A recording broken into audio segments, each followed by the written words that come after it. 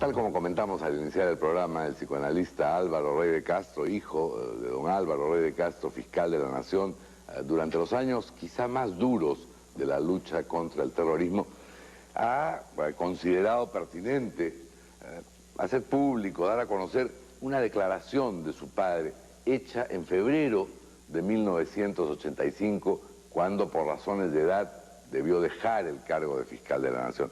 Álvaro, muy buenas noches, muchas gracias por estar con nosotros. Bueno, hay en esta declaración de su padre como fiscal de la Nación algunos párrafos verdaderamente notables que inclusive ratifican la sensación de que hubo gentes durante los años más duros de la violencia que fueron capaces de ver los riesgos, que fueron capaces de ver los peligros o las realidades que ya se estaban produciendo. Dice, por ejemplo, permítame leer algunas ideas, la profunda convicción de que la legalidad y los derechos humanos son principios básicos de nuestra institucionalidad y condición indispensable de la convivencia humana, dice en la parte introductoria. Y luego, dar a la violencia terrorista solo las respuestas que se enmarquen plenamente dentro de la Constitución y la ley. Tenemos la firme convicción de que si todos y cada uno de los niveles que conforman el Estado no asumen la premisa básica de que el delito debe ser perseguido con la ley y no con la arbitrariedad en la mano, existirá siempre el riesgo de generar una espiral violentista cuya cosecha es la muerte, la venganza y el desasosiego. Terribles palabras porque son premonitorias de la tragedia que finalmente ha descrito la Comisión de la Verdad. Me imagino que es en esa coyuntura, la de la aparición del informe, que este mensaje les pareció a ustedes importante dar a conocer. Efectivamente, Guido, sobre todo las primeras reacciones, y sobre todo las reacciones de la clase política. A mí me produjo una indignación enorme descubrir que nadie asumía responsabilidad ni culpa alguna.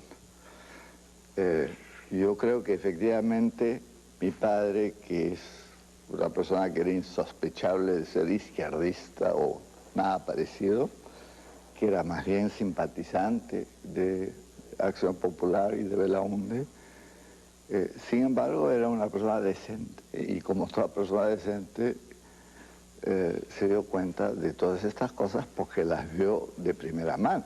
No olvide usted que en 1984 fue el año de mayor cantidad de víctimas en toda la guerra contra Sendero.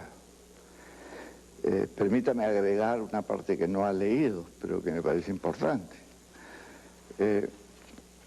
Dice, denuncias de hechos tales como matanzas y desapariciones, con graves imputaciones a oficiales y personal subalterno a las Fuerzas Armadas y Policiales, a las que se ha considerado oportuno confiar la administración y gobierno de la zona de emergencia. El haber visitado la zona de emergencia me ha permitido conocer de primera fuente lo macabro de lo que allí ocurre con cientos de personas que primero desaparecen y luego son halladas en dantescas fosas comunes. La existencia de estos métodos de represión no puede sino evocar la triste experiencia de otros países. Pongo entre paréntesis que mi padre fue embajador en la Argentina al comienzo del proceso militar. La existencia de estos métodos de represión no puede sino evocar la triste experiencia de otros países donde se han enlutado a miles de hogares, se ha minado desde dentro de instituciones fundamentales del Estado, como los ha recordado su santidad Juan Pablo II, al que volveremos, ¿no es cierto? Y un mal no puede ser solucionado con otro mal. Y si usted me permite, porque eso sí tiene que ver directamente con el informe de la Comisión de la Verdad. En este contexto, añade su padre, me parece oportuno reafirmar que las denuncias concernientes a miembros de las instituciones castrenses o policiales no tienen por qué afectar a las instituciones mismas, ya que el comportamiento presumiblemente delictuoso de ciertos individuos no afecta necesariamente el todo institucional. Así es.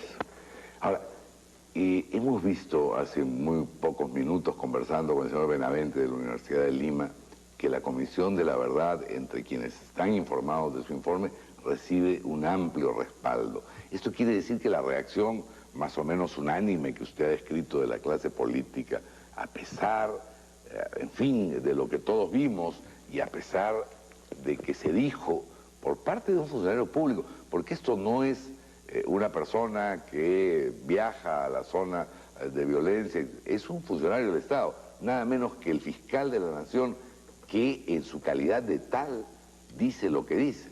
Así es, efectivamente. Y le doy un pequeño ejemplo. En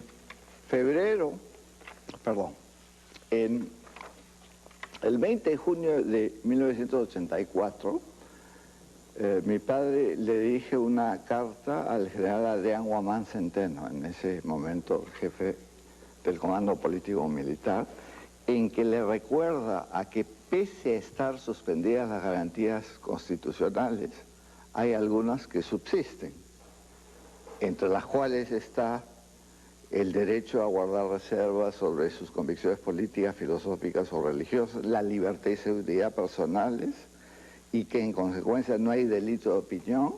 Toda persona será informada inmediatamente y por escrito de la causa o razones de su detención. Nadie puede ser incomunicado sino en caso indispensable para el esclarecimiento de un delito y en la forma y el tiempo previstos por la ley. Y que finalmente las declaraciones obtenidas por la violencia carecen de valor. Es decir, dirigido al jefe político militar de la zona de emergencia en el año 84. Claro, este es el esfuerzo que hace mi padre por imponer un control civil sobre las zonas de emergencia.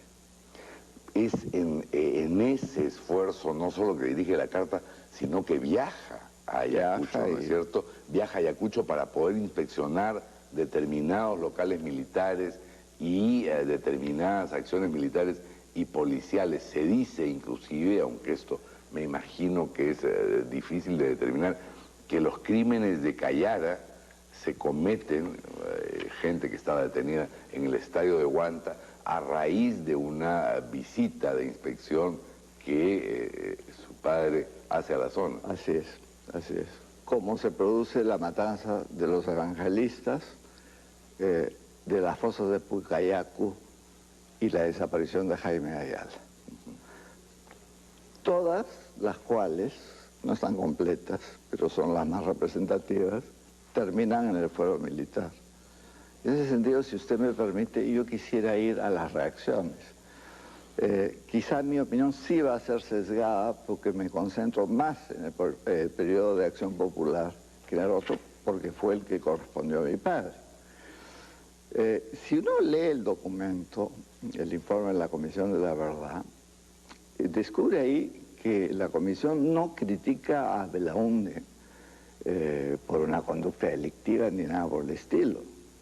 O sea, admite incluso que era necesaria la intervención militar, que era inevitable. Pero al mismo tiempo lo acusa de renunciar al control y a la supervisión de los militares en la zona. Por lo tanto, hay una responsabilidad política que aparentemente el concepto ha desaparecido totalmente del mapa, ¿no?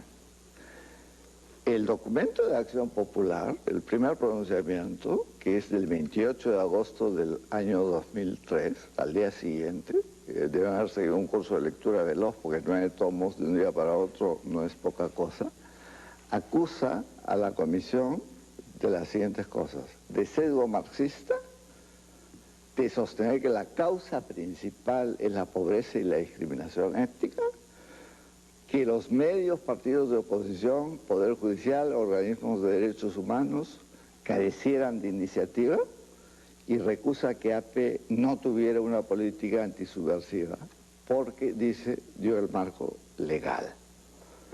Me permito plantear muy brevemente cómo se puede refutar esto. En primer lugar, la acusación no es la de entregar zonas a militares, sino de no ejercer suficiente control sobre la actuación de estos. Eso es clarísimo cuando uno ve los legajos de los procesos. La Fiscalía cita a militares y los militares se amparan en su condición de tales para no acudir. En segundo lugar, todos recordamos las primeras declaraciones desafortunadas de Belaunde, por quien yo he guardado siempre no solamente respeto, sino cariño, de que se trataba de avijeos, que los informes de Amnesty International ni los leía, sino que los mandaba a la basura de frente. En tercer lugar, que los peores crímenes son de esa época. Especialmente los peores y en mayor cantidad. Y en mayor cantidad. El ejemplo, Huanta, donde hay una concentración de víctimas que cualquiera que lea el informe percibirá. Y los responsables son siempre los mismos.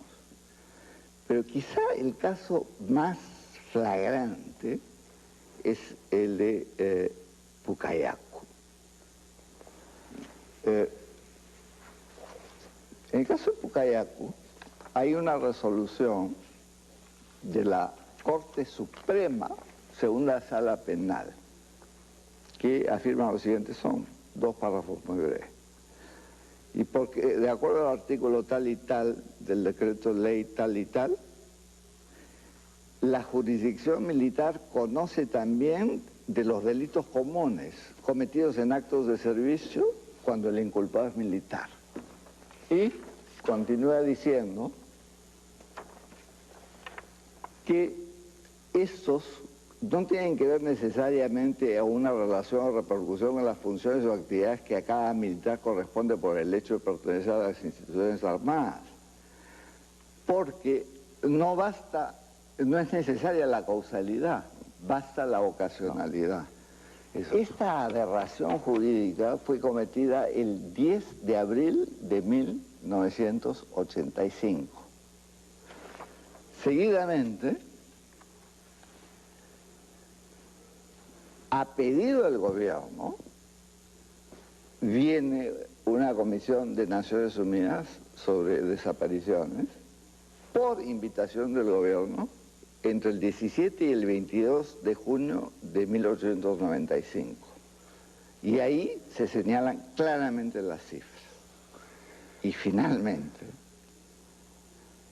el 5 de junio, es decir, antes, pero después de la sentencia de la Corte Suprema, se da el famoso decreto, la famosa ley 2450 del 5 de junio de 1985, que le otorga plena autonomía a las En zonas. todo caso, yo lo que quería rescatar con este diálogo, con esta entrevista, Álvaro, es que hubo quienes en medio del fragor y por lo tanto de las dificultades para ver con la perspectiva suficiente lo que estaba ocurriendo, el testimonio del fiscal de la Nación, Álvaro Rueda, que se dado cuenta de que hubo gente honesta, valiente, que supo poner los principios por delante y que nos permite alentar esperanzas de que hay funcionarios públicos en el Perú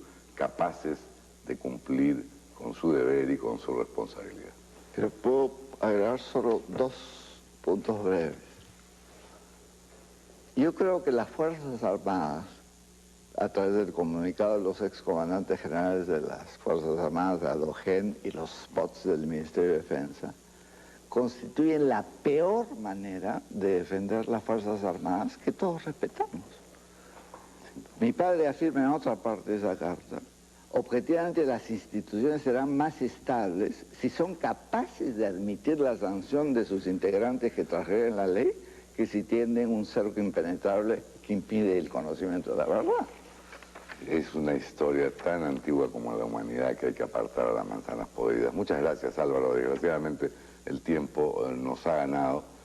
Me parece importantísimo que esto se tenga en cuenta en el momento de evaluar el informe de la Comisión de la Verdad, sobre el cual, dicho sea de paso, todavía no hay un pronunciamiento del gobierno en un sentido de cómo darle continuidad a este proceso, a las reparaciones y cómo asumir lo que quizás sea el tema central, que es este país dividido en donde fueron los pobres, los marginales, los campesinos los quechohablantes, las primeras y más numerosas víctimas. Con esto me despido, reiterando mi agradecimiento a Álvaro Rey de Castro, psicoanalista, y deseándoles a ustedes, amigos, un feliz fin de semana. Estaremos con ustedes nuevamente en Tribuna Libre el lunes a las 9 de la noche.